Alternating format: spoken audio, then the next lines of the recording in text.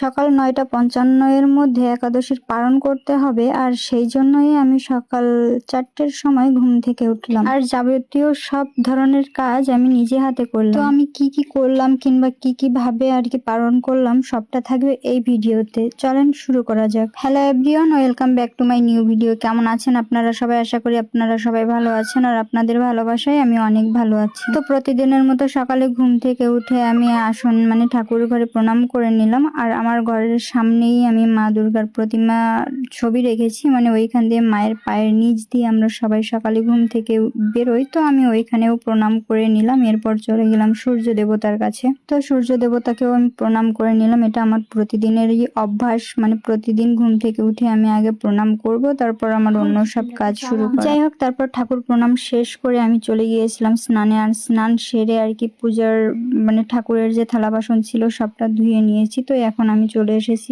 ফুল তুলতে। আর আমি স্নান সেরে আর কি সাদা জামা প্যান্ট পরেছি। আমার কাছে মনে হয় যে পূজা করার জন্য যদি সাদা কোনো কিছু পরা যায় তাহলে মন এমনিতেও পবিত্র হয়ে যায় পূজার ঠাকুর ঘরে গেলে পরে। তারপরও আমার কাছে মনে হয় পূজার জন্য আর কি সাদা জামা কাপড়ই সব থেকে শ্রেষ্ঠ পোশাক বলে মনে হয়। আমাদের বাড়িতে যে কোনো পূজাই হোক না কেন আমি সাদা পরি, সাদা জামা কাপড় পরে আমার পূজা করতে খুব ভালো লাগে। তাই আজকেও আমি সাদা জামা কাপড় পরে চলে এসেছি পূজা করার জন্য। যাই হোক, এখানে আমি বিভিন্ন ধরনের ফুল তুলে নিলাম, লাল সাদা আরো বিভিন্ন ধরনের। আর আমার কাছে ফুল দিয়ে আসন সাজাতে খুব ভালো লাগে, তার জন্য আমি অনেকটাই আর কি ফুল তুলতেছিলাম। আর এত সুন্দর সুন্দর ফুল, এমনিতেই ফুলগুলো দেখলে ইচ্ছা করে পূজা করার জন্য বা ঠাকুর ঘর সাজানোর জন্য। আর এমনিতেও সবাই চায় যে ঈশ্বরের চরণে নিজেকে সঁপে দেওয়ার জন্য। তো তার জন্য আমি যথাসাধ্য আমি চেষ্টা করি যে ফুলগুলোকে আর কি ঠাকুরের চরণে দেওয়ার জন্য। আর তা যদি না দিই তাহলে ওরা পরের দিন আর কি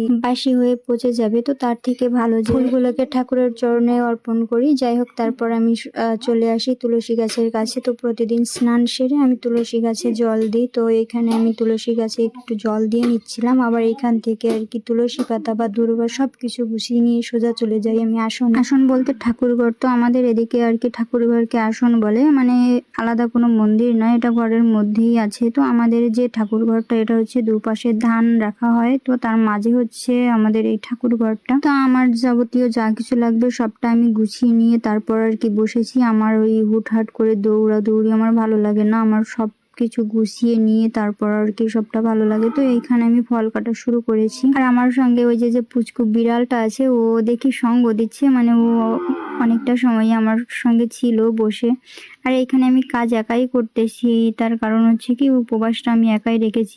আমাদের এদিকে বেশিরভাগই হচ্ছে হরিভক্ত, তো এরকম ভাবে আর কি কেউই পালন করে না, একাদশী উপবাস রাখে না, শুধু ভৌমি একাদশী উপবাসটা রাখে। তো তাই এখানে শুধু আমি একাই উপবাস রেখেছি। আর এর জন্য যাবতীয় যা কিছুই থাকুক না কেন সবটাই আমার নিজের করতে হচ্ছে, আমাকে কেউ গুছিয়ে বা কোনো কিছুই করে দিচ্ছিল না। তবে আমার মা আমাকে একটু হেল্প করেছে, যে আমার মা আমার ঘরটা একটু লেপে দিয়েছে। তো তারপর আমি বাকি যা কিছু আছে করার সবটা করে নিয়ে চলে আসি। উপবাস রাখতে আমার ভালোই লাগে। আমাদের বাড়িতে যে কোনোই পূজা হোক না কেন আমি প্রত্যেকটা পূজার উপবাস রাখার চেষ্টা করি। যখন একটু সম্ভব হয়ে পড়ে না তখন আমি থাকি না, কিন্তু যথাসাধ্য চেষ্টা করি উপবাস রাখার। এই একাদশীর উপবাসটা যে আমি রাখতে পারবো আমি ভাবতেই পারিনি। হঠাৎ করেই সিদ্ধান্ত নিই যে উপবাসটা রাখবো। তো তার জন্য আমি বাজার করা ছিল না, তো একটা কাকিমা বাজারে যাচ্ছিল, আমি ওনার কাছে টাকা পাঠিয়ে দিই আর কাকিমা আমাকে বাজার করে এনে দেয়। তো তার জন্যই আর কি আমার সম্ভব হয় উপবাসটা রাখার। তো কিভাবে কি পূজা করতে হয় কি না করতে হয় আমি সত্যি জানি না, তবে আমি যতটুকু পারি বা আমার মন থেকে যতটুকু আসে আমি ততটুকুই করার চেষ্টা করি। ঈশ্বর কখনো ভালো ভালো খাবে বা এরকম ভালো কিছু চায় না, ঈশ্বরকে শুধু নয়ন জল ফুল বেলপাতা হলেই হয়ে যায়। তো আমার সামর্থ্য তেমন নেই, তবে আমি যতটুকু পারি ততটুকুই চেষ্টা করি আর কি ঈশ্বরের প্রতি বিশ্বাস আর ভক্তি রাখার। যাই হোক, এখানে আমি শিবলিঙ্গে তেল দিচ্ছিলাম স্থাপন করার জন্য।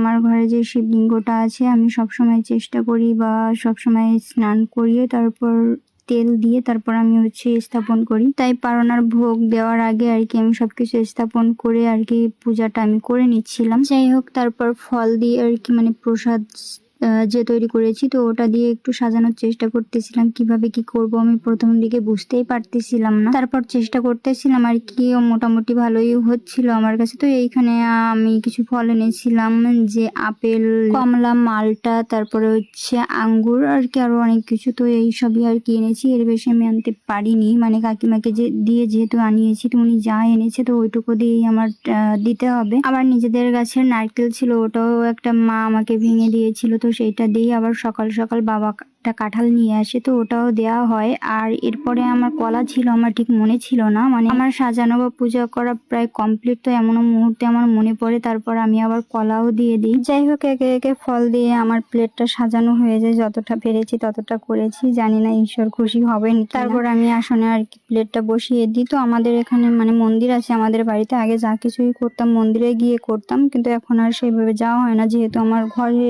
সব দেবদেবতা রয়েছে, তো তার জন্য আমি এখন আর দূরে যাই না, মানে মন্দিরে যাই না। তো ফুল দিয়ে আমার আসন সাজাতে খুব ভালো লাগে, তার জন্য আমি এখানে ফুল দিয়ে আসন সাজাচ্ছি। মানে কেন জানি না, আমার ফুল দিয়ে আসন না সাজালে ভালো লাগে না। আর অনেকে আমার আসন নিয়ে বলতে পারে, আসলে আসনটা অনেকটা পুরানো হয়ে গিয়েছে। এই ঠাকুরঘর বা আসনটা হচ্ছে আমার মা মাটি দিয়ে বানিয়েছিল, তো যেহেতু অনেকদিন হয়ে গিয়েছে, যেহেতু মাটির তৈরি, সেহেতু আর কি ইঁদুরে অনেকটা নষ্ট করে দিয়েছে, তার জন্য একটু পুরানো হয়ে গিয়েছে। যাই হোক, আমার এখানে পূজা দেওয়া কমপ্লিট, সব শেষে প্রণাম করে উলুধ্বনি দিয়ে নিয়েছি। আর এই হচ্ছে আমার ঠাকুর ঘর। ভগবানের কৃপায় আমি সব দেবদেবতার মূর্তি বা ছবি আমি রাখি বা পূজা করি তাদের। যাই হোক, আজকের ভিডিওটা এই পর্যন্তই। আমার মতো আপনারা কে কে আজ পালন করেছেন কমেন্টে জানাবেন, আর ভালো থাকবেন সবাই, টাটা।